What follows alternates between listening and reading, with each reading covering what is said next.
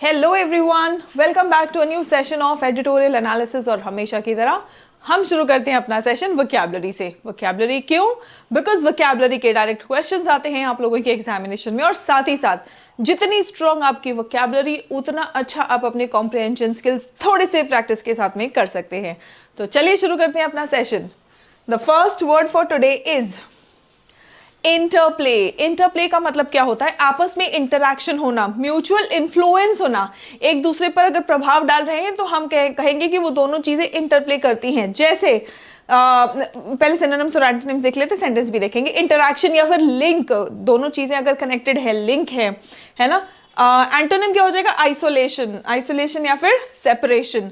Sentence देखिए, the interplay of politics and welfare is evident. Evident होना मतलब बिल्कुल प्रत्यक्ष होना, ठीक है। और हम कह रहे हैं कि interplay of politics and welfare, welfare मतलब लोगों की भलाई, पॉलिटिक्स मतलब राजनीति, तो राजनीति और लोगों की भलाई ये आपस में कनेक्टेड हैं, इनका आपस में लिंक है, और ये एविडेंट है, ये प्रत्यक्ष है। इंटेग्रिटी, अच्छा, this can be used as a verb as well as a noun, that will depend upon the sentence। Article के साथ में आया है द इंटरप्ले, तो यहाँ पे ये एक नाउन की तरह आया है, ठीक है। Now integrity, ITY ending word, ITY ending word is a noun. Integrity का मतलब होता है honesty and fairness, honesty, uprightness, ठीक है। डिसऑनेस्टी और करप्शन इसके एंटोनिम्स हो जाएंगे। Electoral integrity is vital for democracy, ठीक है। सो इलेक्टोरल इंटेग्रिटी मतलब जो इलेक्शन करवा रहे हैं उनकी ईमानदारी, उनकी ऑनेस्टी, उनका फेयरनेस बहुत ज़रूरी है, वाइटल है फॉर डेमोक्रेसी, लोकतंत्र के लिए, ठीक है। प्रोनाउंस्ड का मतलब क्या है? प्रोनाउंस का एक मतलब तो है उच्चारण करना, ठीक है। दूसरा, अगर हम इसको यूज कर रहे हैं सेंटेंस में एज जो हम कहना चाह रहे हैं कि कोई चीज़ बहुत उभर के दिख के आ रही है ना, बिल्कुल नोटिसेबल है, तब भी हम इस वर्ड का यूज कर सकते हैं प्रोनाउंस्ड। सेंटेंस के हिसाब से आप मीनिंग समझेंगे। एक तो है इसका मीनिंग उच्चारण, है ना, प्रोनाउंस करना, उच्चारण करना, है ना। दूसरा इसका मीनिंग है नोटिसेबल, मतलब बिल्कुल साफ साफ सबको दिख रहा है ना। डिस्टिंक्ट है, एविडेंट है, प्रत्यक्ष है, राइट। सो इसके एंटोनिम्स क्या होंगे?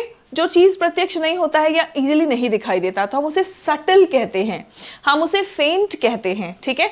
The gender gap was more pronounced this time. Gender gap जो है वो और ज्यादा उभर कर दिख रहा था, साफ साफ दिख रहा था इस बार, ठीक है। सो मोर प्रोनाउंस्ड दिस टाइम, तो जेंडर गैप का उच्चारण की यहाँ पे बात नहीं हो रही है, यहाँ पे बात हो रही है कि ये बहुत साफ साफ दिख रहा है। The gender gap was more pronounced this time. Now exclusion, ION ending word क्या होते हैं? नाउन होते हैं, ठीक है। थिंग्स और पीपल लेफ्ट आउट, एक्सक्लूड करना मतलब जो लोग रह जाते हैं, जिनको इंक्लूड नहीं किया गया है, शामिल नहीं किया गया है, ओमिट कर दिया गया है, उनको रिमूव कर दिया गया है। इंक्लूजन और एडमिशन इसके एंटोनिम्स हो जाएंगे। Many women faced unfair exclusions from the roll, तो बहुत सारी औरतों को अनफेयर एक्सक्लूजन, अनफेयर मतलब सही नहीं था, और एक्सक्लूजन मतलब उनको रिमूव कर दिया गया रोल में से, है ना, जो वोटिंग रोल्स होते हैं तो उसमें से उनको निकाल दिया गया, जो कि गलत है। प्लमेट, ठीक है, प्लमेट इज अ वर्ब, इसका मतलब होता है कि बहुत ही तेजी से गिरना, बहुत ही तेजी से कम होना, ठीक है। ड्रॉप और डिक्लाइन, एंटोनिम क्या हो जाएगा? राइज और सोर, ठीक है, सोर।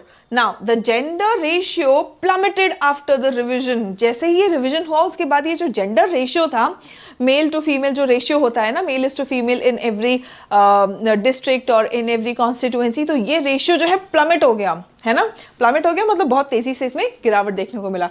बेयर द ब्रांट, यहाँ पे V2 फॉर्म में यूज किया है, ठीक है। सो बोर द ब्रांट मतलब परिणाम भुगतना, to suffer the main impact, परिणाम भुगतना, to suffer the main impact, ठीक है। सफर करना, एंड्योर करना, भुगतना, बर्दाश्त करना। एंटोनिम है बच निकलना, एस्केप्ड और avoided. Married women bore the brunt of deletions, ये जो नाम डिलीट किया गया है ना उसमें मैरिड वुमेन ने सबसे ज्यादा परिणाम भुगता, ठीक है। So married women bore the brunt of deletions, किस चीज का परिणाम भुगता? डिलीशंस का, जो उनका नाम डिलीट कर दिया गया था। होल्ड ट्रू का मतलब क्या होता है? होल्ड ट्रू मतलब सही साबित होना, ठीक है। टू रिमेन वैलिड, अप्लाई होना, रिमेन वैलिड, है ना। एंटोनिम क्या हो जाएगा इसका कि कोलैप्स हो गया, सही मतलब सच्चाई की परीक्षा में फेल हो जाना बेसिकली, है ना, इसका एंटोनिम हो जाएगा कोलैप्स करना। Past voting patterns still hold true today. जो पास्ट वोटिंग पैटर्न्स है ना वो आज भी सही है, वो आज भी सही साबित हो रहे हैं, सच्चे साबित हो रहे हैं, ठीक है। एनॉमली का मतलब क्या होता है, what do we mean by anomaly? This is a noun, it means an error, it means an error, something that is different from what is normal or usual। unusual कोई चीज हो, है ना, या जो normal ना हो, normal से हटके, तो हम उसको कहते हैं anomaly, ठीक है। irregularity या deviation anomaly, deviation anomaly ये सब words आपके एग्जाम में आ चुके हैं, ध्यान रखें, ठीक है। so deviation anomaly यानी कि normal से हटके, ठीक है। normalcy इसका एंटोनिम हो जाएगा conformity। कंफर्म करना मतलब जो चल रहा है उसको मानना, कंफर्म करना मतलब आप किसी चीज को सुनिश्चित कर रहे हैं, ठीक है। आप कंफर्म कर रहे हैं कि अच्छा एक बार जरा कंफर्मेशन के लिए मुझे रिसीट भेज दीजिए कि आपका टिकट बुक हो गया है कि नहीं, है ना, या टिकट मेरा भेज दीजिए तो मुझे कंफर्म हो जाएगा। लेकिन कंफर्म करना मतलब क्या, फॉलो करना, ओबे करना, पालन करना, ठीक है। सो नॉर्मलसी या फिर पालन करना, यहाँ पे क्या पालन करने की बात हो रही है, जो हमेशा से चला आ रहा है ना उसको उसके साथ में चलते रहने की, जो जैसा चल रहा है वैसा चलने दो, सो दैट इज कंफर्मिटी, ठीक है। नॉर्मलसी, इरेग्युलरिटी और डेविएशन एंटोनिम्स हो जाएंगे। Such anomalies raise concerns about fairness. अब ऐसे एनॉमलीज जो हैं, बहुत सारी वुमेन का नाम निकाल दिया गया वोटर लिस्ट में से, लेकिन फिर भी जो पुराना पैटर्न था वही चल रहा है। तो ऐसे एनॉमलीज जो हैं, लग रहा है ना कुछ गड़बड़, एनॉमली लग रहा है, ऐसे एनॉमलीज है ना जो नॉर्मल ना लगे, so such anomalies raise concerns about fairness. ऐसे एनॉमलीज फेयरनेस को लेके कंसर्न उठाते हैं, चिंताएं उठाते हैं, सवाल उठाते हैं। पैराडॉक्स का मतलब क्या होता है बच्चों? It is a statement that seems self contradictory. जो मैं बोल रही हूं और उसका जो आपको मीनिंग समझ में आ रहा है वो बोलने का बिल्कुल विपरीत अगर हो तो मेरा सेंटेंस पैराडॉक्स लगेगा आपको, है ना। सो जो स्टेटमेंट अपने आप को ही कॉन्ट्रडिक्ट करे उसको हम पैराडॉक्स कहते हैं, ठीक है। कॉन्ट्रडिक्ट करना, पजल करना, इंसान पजल हो जाएगा ना ऐसा पैराडॉक्स वाला सेंटेंस सुन के, है ना। कंसिस्टेंसी और लॉजिक इसके एंटोनिम्स हो जाएंगे। देखिए इट्स अ पैराडॉक्स, भाई किस पैराडॉक्स की बात हो रही है देखते हैं। That fewer women registered but more voted. अच्छा, बहुत सारी वुमेन का नाम हटाया गया, ठीक है, और रजिस्टर्ड नई वुमेन कम रजिस्टर की हैं, लेकिन वोट ज्यादा वुमेन का आया है। तो ये अपने आप में ही पैराडॉक्स लग रहा है, ठीक है। इट्स अ पैराडॉक्स, समझिए, ठीक है। So it's a paradox that fewer women registered but more voted, ठीक है। So it's a paradox. Now students we have our application on Google Play Store. The name of the application सीरीन पाठशाला। इस application पे आपको 2 तरीके के batches मिलेंगे। आप अपनी जरूरत अनुसार, नीड अनुसार बैच में एनरोल करेंगे। अगर आप किसी कॉम्पिटिटिव एग्जामिनेशन की तैयारी कर रहे हैं तो आपके लिए बैच है कंप्लीट इंग्लिश फाउंडेशन बैच, जहां पर in detail grammar, vocabulary, cloze test, comprehension, parajumbles, ये सब कुछ के डेडिकेटेड सेशंस हैं। आपके बिल्कुल एग्जाम पैटर्न पर, जैसे आपके एग्जाम में क्वेश्चंस पूछे जाते हैं उसी पैटर्न पर क्वेश्चंस के साथ में प्रैक्टिस कराया गया है, ठीक है। 200 घंटे से भी ज्यादा 200+ आवर्स का कंटेंट है यहाँ पर which will give you sufficient practice and will prepare you for your exams. Now if you want to prepare yourself, if you want to boost your communication skills, if you want to be more confident and fluent, the batch for you is Spoken English Express batch, where we focus little on grammar but more on practice, on practicing and building sentence structures, so that sentence structures build करते करते आपका confidence भी build हो। चलिए शुरू करते हैं आज का एडिटोरियल बच्चों। क्वालिफाइड सक्सेस, क्वालिफाइड सक्सेस है ना, क्वालिफाई करना मतलब पास हो जाना, तो ये क्वालिफाइड सक्सेस क्या है देखते हैं। On women's turn out, what do we mean by turn out? Turn out का मतलब होता है हाजिर होना, ठीक है। तो वुमेन की जो हाजिरी है कहाँ पे? बिहार असेंबली इलेक्शंस की हम बात कर रहे हैं, ठीक है। तो उस पर आज का मुद्दा है, आज हम बात करने वाले हैं। Now male out migration, migration मतलब मूवमेंट, मेल्स का आउट माइग्रेशन है बिहार में, क्योंकि नौकरियों की तलाश में उनको बाहर जाना पड़ता है, तो इसलिए हम आउट माइग्रेशन कह रहे हैं। Male out migration and cash transfers make women's turn out higher in Bihar, ठीक है। और कैश ट्रांजैक्शंस वहाँ पे होते हैं, ठीक है। कैश ट्रांसफ़र होता है कि वोट दो पैसे लो, ठीक है। सो कैश ट्रांसफर्स जो होते हैं और मेल्स वहाँ पे हैं नहीं, तो वुमेन को ही बाहर निकल के वोट करना पड़ता है। इसीलिए बिहार असेंबली इलेक्शन में अगर आप देखेंगे तो वुमेन टर्नआउट हायर होता है, ठीक है। Women's turnout higher in Bihar. Bihar has again demonstrated a singular electoral pattern. Singular मतलब एकदम कॉमन, बिल्कुल जो हमेशा से चलता आया है बिहार में, वैसा इलेक्टोरल पैटर्न उन्होंने डिस्प्ले किया है, डेमोन्स्ट्रेट किया है, दर्शाया है in the assembly elections which have ended in preliminary voter turnout. जो प्रिलिमिनरी वोटर टर्नआउट डेटा है उसमें हमने देखा from the election commission of India, women outnumbered men by at least 4.34 lakhs। मतलब आप समझ रहे हैं कि जितना भी मेल वोट्स आया है उससे वुमेन का जो फीमेल वोट्स है वो 4.34 lakhs ज्यादा है, ठीक है। अच्छा, विच इज स्ट्राइकिंग। अब कह रहे हैं कि ये नोट करने वाली बात है, स्ट्राइकिंग है ना, as they were registered approximately 42 lakh fewer than men on the electoral rolls। अब इलेक्टोरल रोल्स में हमेशा जो रजिस्ट्रेशन होता है उससे 42 lakhs कम वुमेन रजिस्टर हुई हैं, ठीक है। Following the special intensive revision, जो special intensive revision of electoral rolls हुआ था, तो उसके बाद रजिस्ट्रेशन बहुत कम, 42 lakhs लोग कम हुए हैं, ठीक है। दिस जेंडर गैप, ये जो जेंडर गैप है, वे those with fewer registrations turned out in greater absolute numbers underscores a complex interplay of welfare politics, है ना। तो इसमें एक लिंक दिख रहा है वेलफेयर पॉलिटिक्स का, ठीक है, और ये कॉम्प्लेक्स लिंक है, ठीक है। Demographic realities and lingering questions कह रहे हैं। डेमोग्राफी क्या होता है? Demography is related to population, है ना। सो पॉपुलेशन कौन से पॉपुलेशन के बारे में सारी चीज़ हम जो डेटा निकालते हैं तो उसे हम डेमोग्राफी कहते हैं। तो डेमोग्राफिक रियलिटीज़ जो है, पॉपुलेशन को लेके जो रियलिटीज़ है, और लिंगरिंग मतलब बहुत समय से अगर कोई चीज़ मंडरा रही हो तो हम उसको लिंगरिंग कहते हैं। तो जो सवाल बहुत दिनों से मंडरा रहे हैं इसीलिए हम कह रहे हैं lingering questions. So demographic realities and lingering questions about electoral integrity. अब इलेक्टोरल इंटेग्रिटी की काफी समय से बातचीत हो रही है ना। तो ये सब कुछ क्या दिखा रहा है, ये सब कुछ ध्यान में लेके आ रहा है ये जो जेंडर गैप है, द जेंडर। अब एक बार सेंटेंस पूरा पढ़िए और फिर आइडिया समझिए। This gender gap where those with fewer registration turned out in greater absolute numbers। अब वुमेन का रजिस्ट्रेशन एक तो वैसे ही 42 lakhs कम हुआ है और मेन से इनका वोट जो है 4.34 lakhs ज्यादा है। So this gender gap where those with fewer registration turned out in greater absolute numbers underscores, ये किस बात पर फोकस लेके आ रहा है? अंडरस्कोर करना मतलब फोकस में लाना, हाईलाइट करना। क्या हाईलाइट करता है? एक तो complex interplay of welfare politics, दूसरा डेमोग्राफिक रियलिटीज, तीसरा lingering questions about electoral integrity.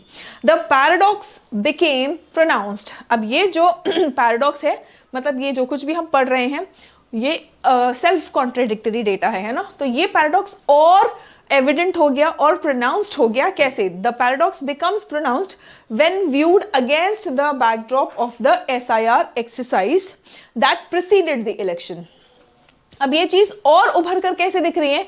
ये जो SIR एक्सरसाइज हुआ था, स्पेशल क्या था SIR? स्पेशल इंटेंसिव रिविजन, मतलब जो इलेक्टोरल रूल्स है उसका भी रिविजन हुआ है, ना सिर्फ नई वुमेन का या नॉट जस्ट वुमेन, नए वोटर्स का रजिस्ट्रेशन होता है और रिवीजन भी कि लोग चले गए हैं वहाँ से छोड़ के, डेथ हो गई है ना, नहीं है अगर वोटर्स, तो रिवीजन होगा तभी तो ये सारी चीज़ें अपडेट होंगी। तो स्पेशल इंटेंसिव रिवीजन हुआ था इसका, ठीक है, SIR।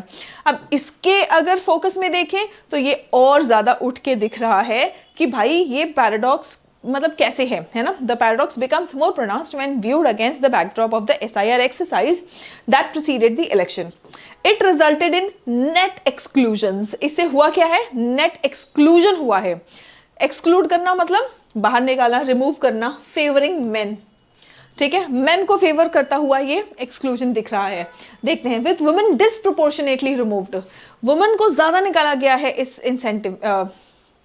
इंटेंसिव स्पेशल इंटेंसिव क्या था वो रिविजन जो है, ठीक है, स्पेशल इंटेंसिव रिविजन में। नाउ फॉलोइंग दीज डिलीशंस, ठीक है, ये डिलीशंस के बाद following these deletions the gender ratio of Bihar's electorate. अब जहाँ पे मेन को ज़्यादा रजिस्टर किया गया है, ठीक है, मेन को ज़्यादा रिटेन किया गया है, वुमेन का डिलीशन भी ज़्यादा हुआ है, वुमेन का रजिस्ट्रेशन भी कम हुआ है, तो इससे ऑब्वियसली जेंडर गैप तो होगा, और ये प्लमेट हो गया, जो जेंडर गैप रेशियो है ये बिल्कुल प्लमेट हो गया है ना, to just 892 in the final SIR rolls as against 907 recorded barely a year earlier. सिर्फ एक साल पहले ही जो जेंडर रेशियो वहां पे रिकॉर्ड हुआ था वो था 907, और अब कितना हो गया है 892। The Hindus statistical analysis of the draft SIR and exclusion data, जो द हिंदू के स्टैटिस्टिकल एनालिसिस हुआ है ना, मतलब नंबर्स पर जो एनालिसिस हुआ है, किस चीज का, जो SIR है उसका ड्राफ्ट, और दूसरे जो एक्सक्लूजन डेटा है इसका स्टैटिस्टिकल, इसका एनालिसिस हुआ है, और ये release after a supreme court of India directive revealed. इससे क्या बाहर आया, क्या खुलासा हुआ है, that women 18 to 29 years were most severely affected। 18 to 29 years तक की जो वुमेन है वो सबसे ज़्यादा सिवियरली, सबसे ज़्यादा प्रभावित हुई हैं, particularly under the permanently shifted category of exclusions. और किस कैटेगरी के अंडर इनका जो मैक्सिमम मतलब इन पर प्रभाव पड़ा है, परमानेंटली शिफ्टेड, ठीक है, क्योंकि ये मैरिजेबल एज है, दिखा दिया है कि भाई इस एज की औरतें जो है, लड़कियां हैं, उनकी शादी हुई और वो यहाँ से परमानेंटली शिफ्ट हो गई हैं, इसलिए उनको डिलीट कर दिया गया है, ठीक है। This suggests that women who moved after marriage bore the Brunt of elections, यानी कि वुमेन जो शादी के बाद मूव कर गए, इन्होंने ही डिलीशंस का सबसे ज्यादा भुगतान किया है ना। where no transparency on whether they were added to roles in their new location। अब शादी करके एक जगह से निकली तो दूसरी जगह पे उनका ऐड हुआ है या नहीं, इसके ऊपर तो कोई ट्रांसपेरेंसी नहीं है, लेकिन यहाँ से तो ज़रूर उनको डिलीट कर दिया गया है। डिस्पाइट दीज एनोमलीज, अब ये एनोमलीज दिख रही हैं हमें, ये एबनॉर्मल चीज़ें, अनयूजुअल चीज़ें दिख रही है, लेकिन इनके बावजूद despite these anomalies the higher turnout of women, turnout मतलब कितने लोग हासिल हुए, ठीक है। अब ये एनोमलीज हैं, लेकिन फिर भी वोट करने के लिए महिलाएं पुरुषों से 4.34 लाख से ज्यादा आई हैं, तो ये higher turnout of women is likely to work to the advantage of the Nitish Kumar led government if past electoral trends hold true, ठीक है। तो अगर पास्ट इलेक्टोरल जो ट्रेंड्स हैं अगर वो वैसे के वैसे ही रहे तो नीतीश कुमार लेड गवर्नमेंट जो है इनको फायदा होगा, if past electoral trends hold true. His nearly 2-decade tenure has consistently emphasized women's empowerment, है ना।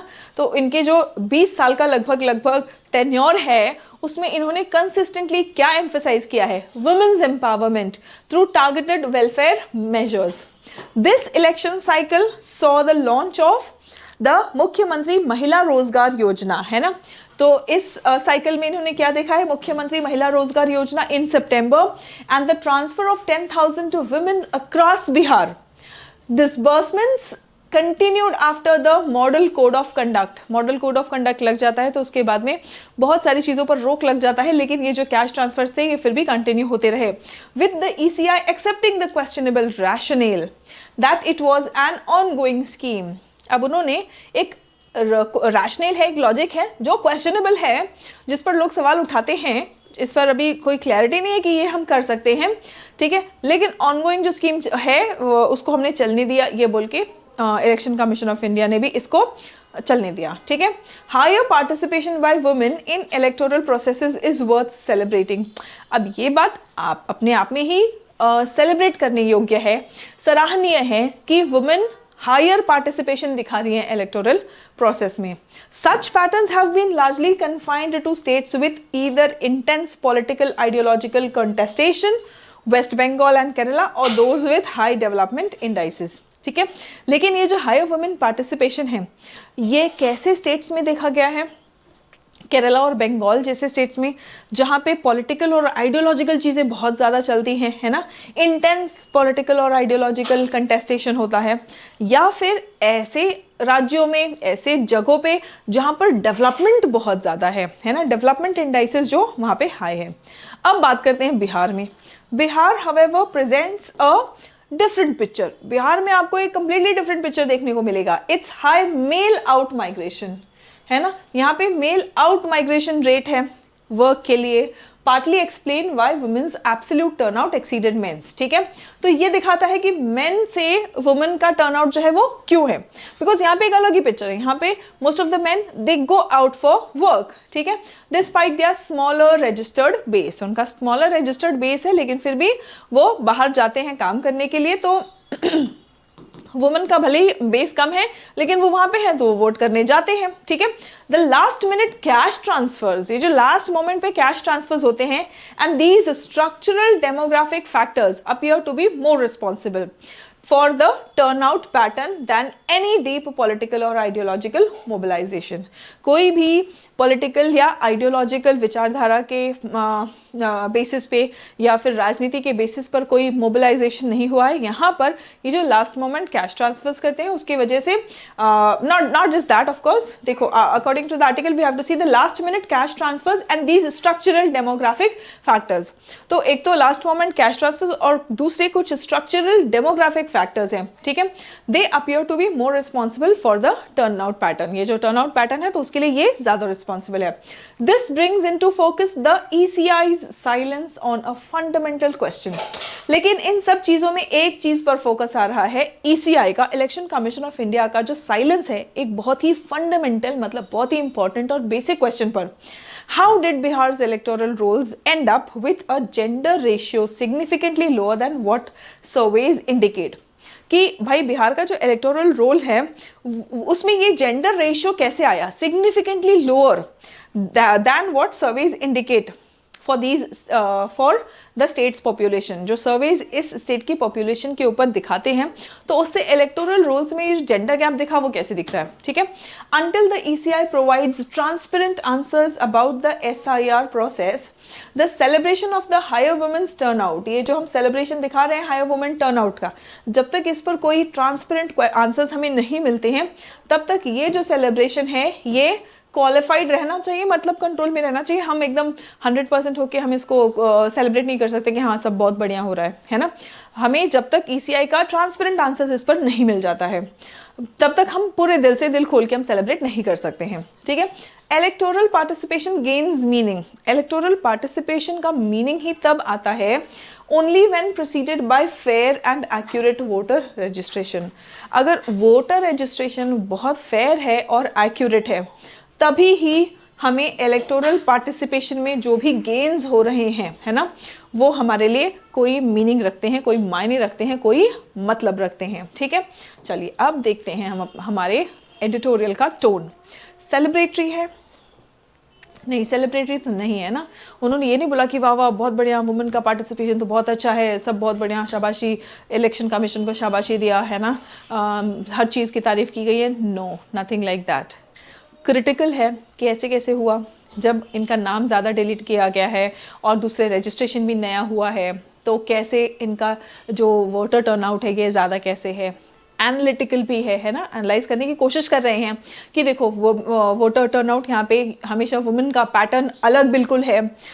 वेस्ट बंगाल, केरला, मतलब हाई डेवलपमेंट या आइडियोलॉजिकल एरियाज से में जहाँ पे यूजुअली वुमेन का पार्टिसिपेशन ज़्यादा होता है उनसे एक बिल्कुल अलग पिक्चर बिहार कैसे दिखा रहा है।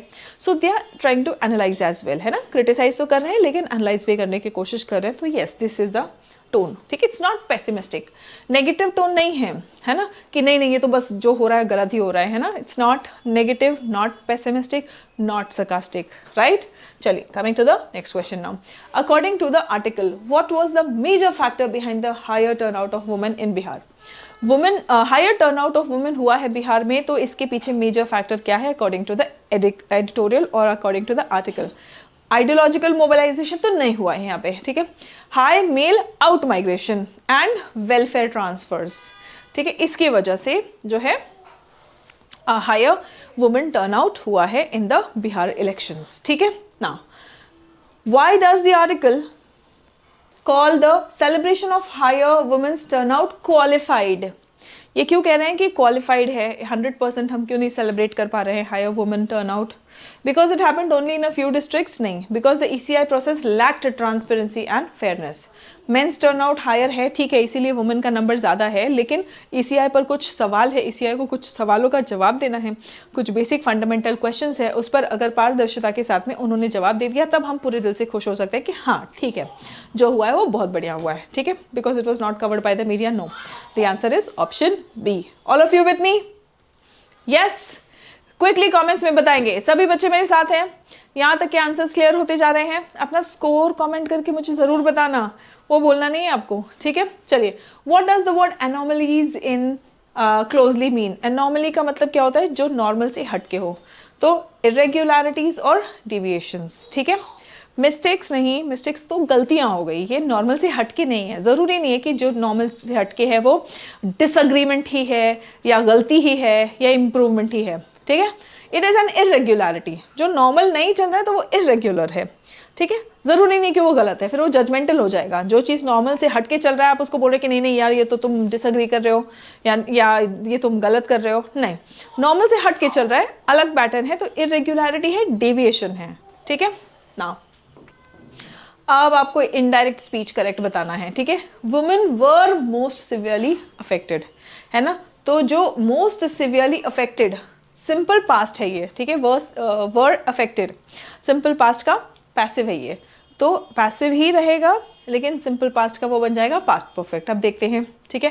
हैड बीन मोस्ट अफेक्टेड, सबसे पहली बात तो पास्ट परफेक्ट बना यहाँ, ठीक है, और दूसरे पैसिव भी मेंटेन हुआ है, तो यही है आपका आंसर। पूरा सेंटेंस पढ़ने की जरूरत नहीं है, यहाँ पे हैव आ गया है, सिंपल पास्ट बनेगा पास्ट परफेक्ट में हैड आएगा, जहाँ पे हैड नहीं है उसको तो ऐसे ही काट दो, ये रहा हैड, ये है तुम्हारा आंसर, ठीक है।